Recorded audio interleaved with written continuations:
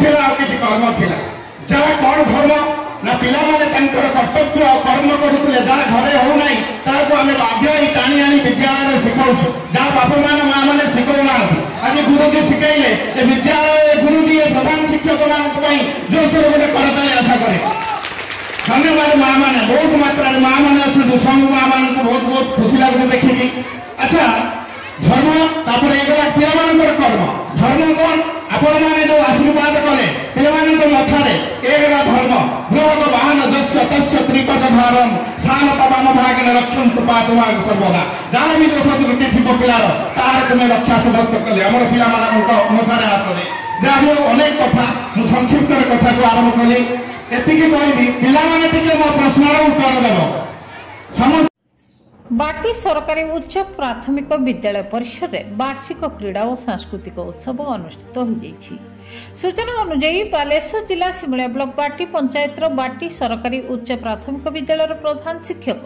सुधीर कुमार पात्र सभापतित्व में अनुष्ठित वार्षिक क्रीड़ा और सांस्कृतिक उत्सव में मुख्य अतिथि भाव में सिमुलिया ब्लॉक शिक्षा अधिकारी प्रकाश चंद्र महालिक जोगदे जगन्नाथ प्रतिमूर्ति में प्रदीप प्रज्वलन कर शुभ उद्घाटन करने सहित अभिभावकों उद्देश्य पिला विद्यालय व्यतीत घरोई शिक्षा देवाकू वक्तव्य माध्यम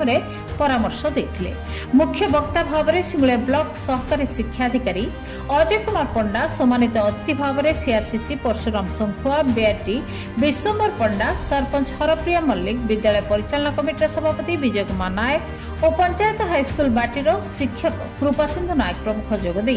छात्र छात्री उद्देश्य वक्तव्य प्रदान करते सभा प्रारंभ में विद्यालय छात्र छात्री द्वारा स्वागत संगीत और स्वागत नृत्य परिवेषण कर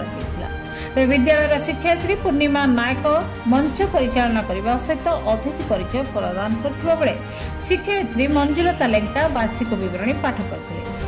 एही अवसर में मंच परिसर में शिक्षक दासरथी घड़ी सहायता छात्र छात्री माने निज निजर पिता और माता को पूजा करथिले। राज्य सरकार पक्षर संबर्धित प्रधान शिक्षक सुधीर कुमार पात्र और रशीदपुर विद्यालय प्रधान शिक्षक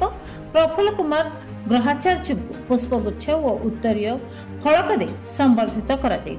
मंच में विभिन्न प्रतियोगिता कृतित्व हासिल करथिबा छात्र छात्री मानकु अतिथि द्वारा पुरस्कृत करा कार्यक्रम में विद्यालय समस्त शिक्षक शिक्षयित्री परिचालना कमिटी सभ्य और छात्र छात्री माने पूर्ण सहयोग करथिले। शेष शिक्षक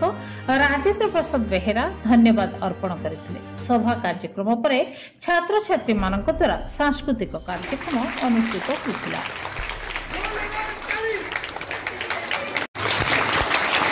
मुख्यमंत्री शिक्षा पुरस्कार समस्त आलोचना कर आलोचना करी बालेश्वर जिला प्रति जिलार मुख्यमंत्री शिक्षा पुरस्कार किसी स्कूल पाई बालेश्वर जिले में 2टी स्कूल सिलेक्शन में आसला जी आम जहाँ डाटा देते से आधार 2टी स्कूल आसला सिलेक्शन में गोटे खैरारे स्कूल आ गए सिमुलिया बालेश्वर जिलार 12टा अच्छी आमर ब्लॉक 12टा ब्लॉक रे 3333 स्कूल अच्छे जानते आप 3333 स्कूल अच्छे और से 3333 स्कूल भितर आपण विद्यालय 1 नंबर है सारा राज्य में पुरस्कृत है बालेश्वर जिले में गोटे मात्र स्कूल एलिमेंटारी स्कूल प्राथमिक विद्यालय उच्च प्राथमिक विद्यालय जी जिते छुट्टी सार बेले बेले स्कूल छुट्टी है मो पाक पड़े जाती बस पड़ती सार केमती कौन करवा कौन करें मुझे से दिन आश्वासन देती मुझे आप आप्लाय करूँ पुरस्कार आमर थुआ आमको कहीं काटी पारे ना सिमुलिया ब्लॉक बाटी स्कूल को बालेश्वर जिले में आउ स्कूल काटी पार ना आप खाली आप्लाय करूँ तापर कथा आम देखा कही सार सार मन थी कि नहीं सैया ही है